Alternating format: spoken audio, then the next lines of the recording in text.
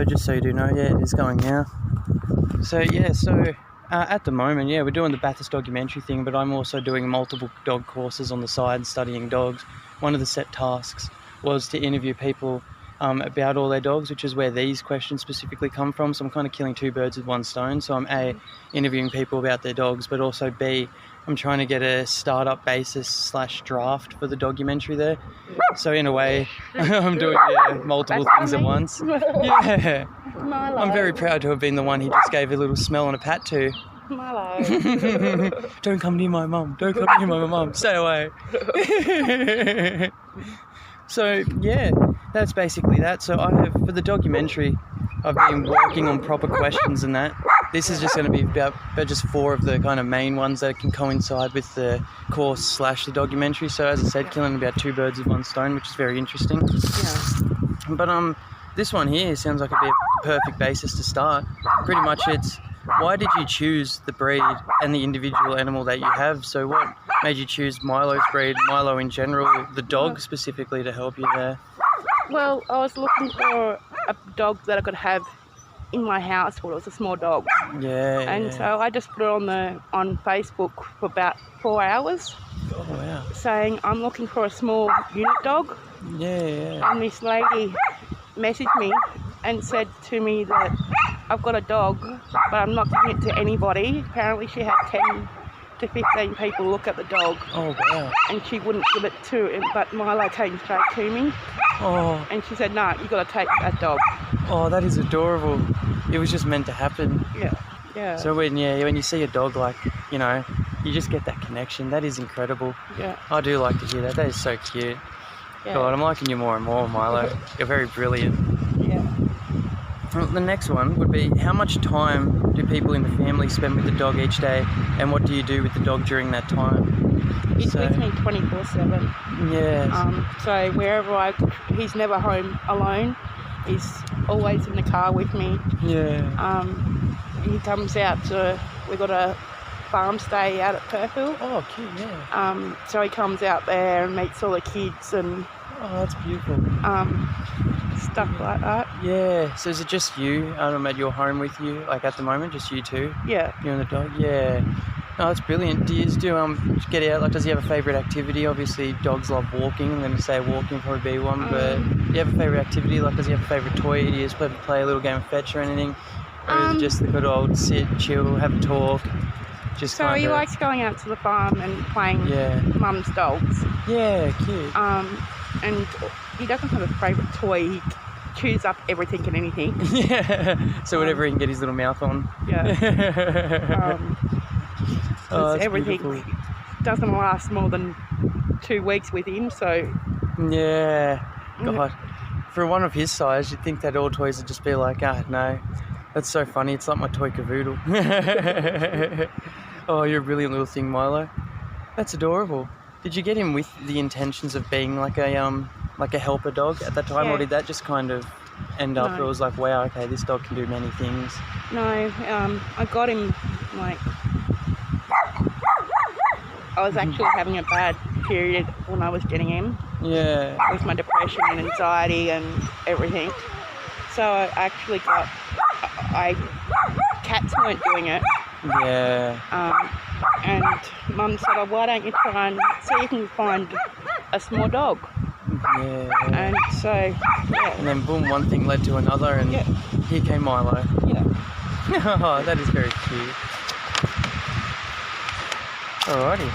So the next one is pretty simplistic. So it's just what do you feed little Milo here, and how much do you feed it? So do you have like a set restriction or? He gets his treats during the day. That is either the soft loaf, dog loaves that you get. Yeah. Or not so much, but if I haven't got them at the moment, it's the what are they called? Little tiny chews from... Oh, yeah. Does he have kibble at all, or is he on like a... Well, when I first got him, he had teeth problems. Oh, okay, yeah. So he wouldn't eat the dog food. Yeah, so it's more of a wet food type of... I got the little wet wet food. Yeah. And I sort of stuck with that. Yeah, nice. And so he gets one of them at night. Yeah. Because a little dog his size probably only be, probably 12 kilos, give or take? Only, probably a little bit less. Last time he weighed was 3.8. Oh, wow. Because I know roughly it's about 2 to 5% of their body weight is like kind of the basis that a lot of people go off, but I'm not going to lie, I give mine more. Yeah. But yeah, cool. Did you have any specific diets ever at all, or is it just like just kind of the same regime? Like he doesn't obviously seem overweight, and like little dogs and that aren't as highly active as like larger dogs, so you don't need to obviously feed them much more like high energy kind of all those type of foods. So just like the little wet food packages and no kibble because you got your little teethies, small teethies. He has, when he goes to mum's, he gets a handful here and there as a so I'm thinking now that he's got the teeth pulled out that I might buy him some kibble, but I don't know if he really needs it. I think kibble's more of a filler. Because it was developed back in the early 1900s, I believe, or even before that, late 1800s, because they were having a lot of food shortages. So people, obviously with their dogs, they just tried to make a nutritional food, but where they could just pack a lot into it. So they just tried to make it as a major filler, and that's where kibble came along. So it was more of like it's just kind of the food that normally I just put it in a bowl and it's there if you need it, but I'm feeding me all my other things type of thing. Kibble's a very filler. I don't know if it's any good, but he does munch the cat food. No, that won't hurt him at all. Cat food's just a lot more low energy, low carbs, low calories, because they can't burn as much as dogs, because cats, I mean, have you ever seen a cat? Like, obviously they're a bit more energetic here and there, like jumping and doing all that, but dogs are way more active than cats, so it wouldn't hurt, but it'd probably be like one meal to a cat is probably like 0.25 of a meal for a dog. Much more fish for some reason. Milo, come here. What you looking at? Come on. So here's another little one where the teeth could have fallen into, the teeth problem there. But so what problems have you had with Milo here, both health problems or behavioural problems, and how have you kind of dealt around them and fixed them? So you mentioned the teeth, obviously they got pulled out, so that was that.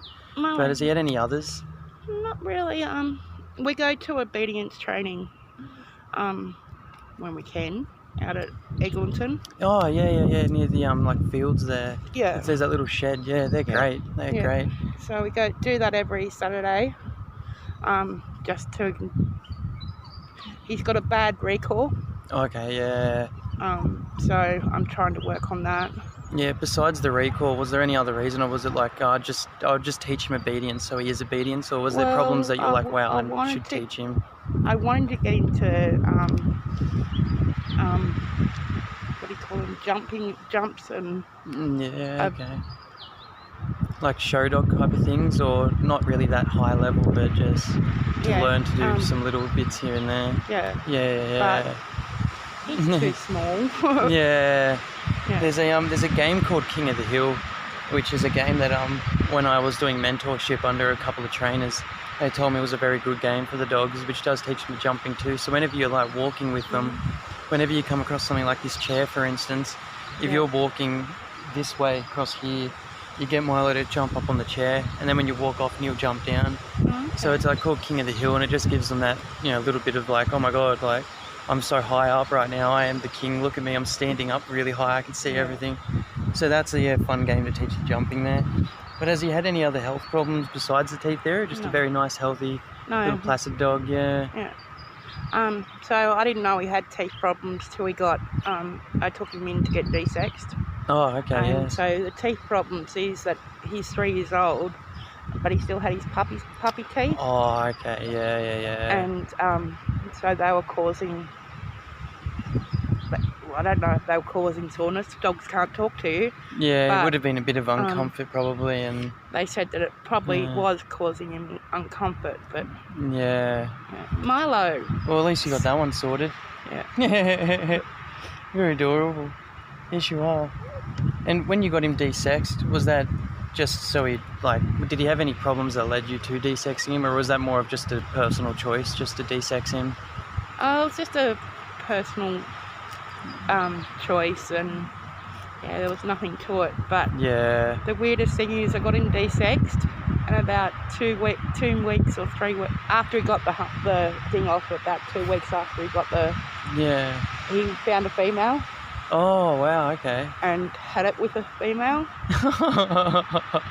Oh wow, so it didn't stop the instinct. Yeah. There probably would have still been some like chemical imbalance throughout the body, because it takes them a while to get used to having, obviously, none of the genitalia to produce the hormones there.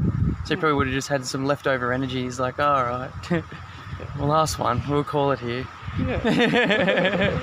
Oh, beautiful. You sound like a very gorgeous little dog, Milo. Mind you, lovely. Well, I'll turn this one off now. It was an absolute pleasure to get those out. I've got a couple more that I'm trying to work for the documentary, but I haven't fully scripted that one yet. So it was more different ones, like so many different questions. I think I had about a list of 30, but I don't want to ask like 30 questions. I'm trying to compile it down to about 10. Yeah. So these were just a couple there that seemed a bit more, what's the word, like, I guess valuable, or a bit more kind of informative there. Yeah. So yeah, no, absolute pleasure there with them. And thank you for that. If I do have the consent as well to put that into the documentary page, that'd be much obliged and all of that. Yeah.